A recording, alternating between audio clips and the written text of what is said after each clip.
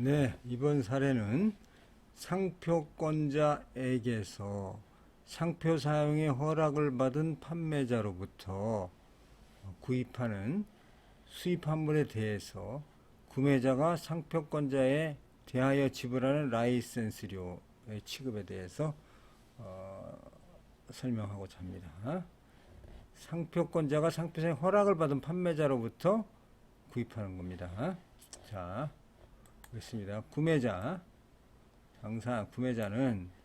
이 그 회사의 을 판매자에게부터 X국의 병의 상표가 붙은 스포츠 의류, 스포츠 상표권자는 X국의 병이고 수출자는 이국의 을입니다. 상표가 붙은 스포츠 의류를 수입하기로 했습니다. 이 스포츠 슈즈는 을이 조달한 원재료에 의해 제조가 되지만 을과 병 사이의 약정에 따라서 을은 병으로부터 지정되고 또 병에 대하여 라이센스료를 지급하는 자에 대해서만 당의 신발을 공급할 수 있도록 되어 있습니다. 이로 인해서 수입자는 을이 당사 앞으로 당의 수주를 수출할 경우에는 병에 대해서 라이센스료를 지불하게 됩니다. 여기서 두 개사 을과 병의 계약에 의해서 여기서 라이센스를 지불해야만 이렇게 수입을 하게 되는 이런 구조가 이루어져 있습니다. 그러면 이 수입자가 상표권자인 병에 대해서 지불하게 되는 라이센스료는 수입화물이 그 스포츠 슈즈의 과세 가격에 산입되는가, 이게 이제 쟁점이 되겠습니다.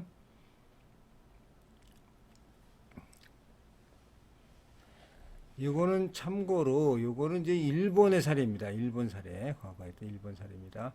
일본 사례도 한번 이렇게 보는 것이 의미가 있을 것 같아 가지고 한번 보는 겁니다. 네.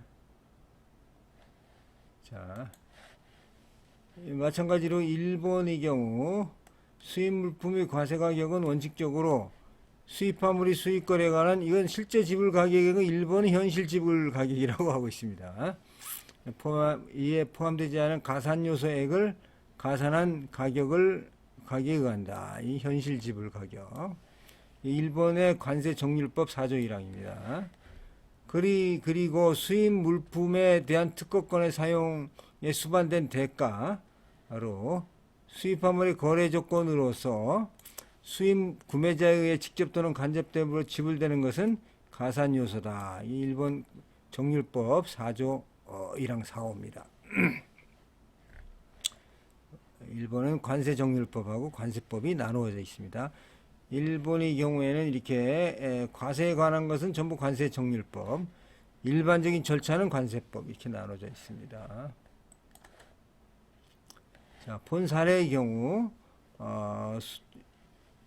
수입자가 병 상표권자에 대한 라이센스료 지불은 수입화물에 관한 것이라는 것이 명백하고 또 기사와 그 을 사이에 수입 거래 조건이 되어 있는 것으로 인정되기 때문에 이 라이센스료는 상기 가산 요소에 해당이 되고 따라서 수입 물품 과세 가격에 가산이 되는 것입니다.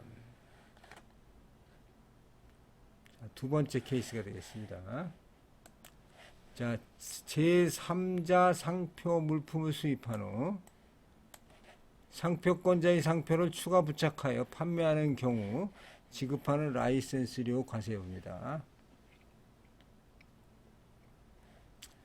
제2사는 라이센스 계약을 체결한 해외 상표권자의 상표를 내건 매장을 운영하면서 매출액의 일정액을 라이센스료로 지급합니다. 매출액의 일정액을 경상 로열티로 지급하는 거죠. 자, 시사의 상표가 아닌 제3자 상표 물품을 수입한 후 시사의 상표 라벨을 추가 부착하여 판매하는 경우 제2사가 시사에게 지급하는 라이센스료는 관세법상 권리 사용료에 해당되는지 여부, 단 계약서상 해외 상표권자의 역할은 다음과 같습니다. 상품 디자인, 품목 선정 등 구매 결정 시 상표권자가 조언하고, 수입 제품에 대한 매장 디스플레이를 지원합니다. 해당 상표를 매장 상호에 사용하되 상품 구매는 민원인이 독자적으로 진행합니다. 앞에 이거 유사한 사례가 나왔는데, 유사한 사례가 많고 비슷비슷하지만 한 번 더 리마인드 하는 느낌으로 이렇게 봐주셨으면 합니다. 그래서 동설비 수입과 관련 수입자 I가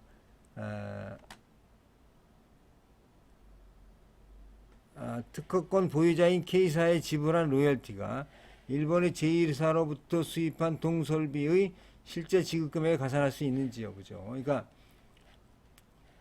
특허 보유권자는 K사고 물건은 제2사로부터 왔어요. 그래서 요거를 이 K사 3자 지급 로열티를 가산할 수 있는지 여부가 되겠습니다. 자, C사가 제3자 회사에게 특정한 디자인을 제시하였거나 원료를 제공한 사실이 없고, C사와 제3자 회사 간에 맺은 특별한 약정이 없어서 사실상 아무런 관계가 없고, C사의 컨설팅은 C사 매장의 이미지와 이념을 훼손하지 않기 위해, 앞에 유사한 사례가 있었죠. 거의 비슷합니다. 최소한의 컨설팅에 불과할 뿐이므로 이것은 거래 조건에 해당하지 않는다. 관세법 시행령 19조 제5항 제2호 거래 조건에 해당하지 않는다는 거죠. 자, 수입 물품의 과세 가격은 우리나라에 수출하기 위하여 판매되는 물품에 대하여 구매자가 실제로 지급하였거나 지급하여야 할 가격에 관세법 제30조 제1항 각 호의 금액을 가산하여 조정한 거래 가격으로 하는 바. 구매자가 C사의 상표를 제3자로부터 수입한 물품에 즉각적으로 라벨링 작업을 거쳐 국내에 판매하는 경우는 관세법 시행령 제 수입 물품에 상표가 부착되거나 희석, 혼합, 분류, 단순 조립, 재포장 등 경미한 가공을 거친 후에 상표가 부착되는 경우에 해당하기 때문에 관련성이 있다, 이렇게 판단이 됩니다. 앞에 나와 있던 사례입니다. 한번 다시 하는 겁니다. 그러나 C사가 제3자 회사에게 특정한 디자인 제시 또는 원료를 제공한 사실이 없고 제3자 회사 간에 맺은 특별한 약정이 없어 사실상 아무런 관계가 없는 것으로 판단이 되고, 라이센스 계약에서 판매 관여하고 컨설팅 계약에서 A사가 직접 구매할 제품 및 상품의 조사 연구 발견 및 선정에 관여하는 것은 C사의 이미지와 이념을 훼손하지 않기 위한 최소한의 컨설팅에 불과할 뿐이고, 이는 제3자로부터 실질적인 구매 결정은 제2사가 결정하고 있는 것으로 보면 알 수가 있습니다. 본건과 같이 제3자로부터 수입한 물품에 대한 권리사용료의 지급은 관세법 시행령 제19조 제3항 3호의 수입 물품과의 관련성은 있으나 관세법 시행령 제19조 거래 조건에 해당되지 않기 때문에 이 관세법상 과세 대상에 해당이 되지 않는다, 이렇게 결론이 났습니다. 이거는 관세청의 최종 결론입니다. 자, 여기까지 두 개의 사례를 검토해 보았습니다. 다음 사례는 다음에 검토하도록 하겠습니다. 감사합니다.